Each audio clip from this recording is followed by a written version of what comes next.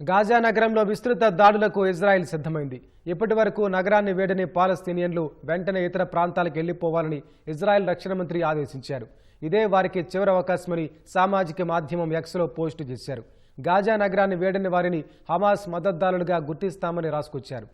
తమ సైనికులు జరిపే దాడులను వారు ఎదుర్కోవాల్సి ఉంటుందని హెచ్చరించారు. గాజా నగరంలో హమాస్ మిలిటెంట్లను అంతమొందించాలని నెల క్రితం ఇజ్రాయెల్ ప్రత్యేక ఆపరేషన్ చేపట్టింది.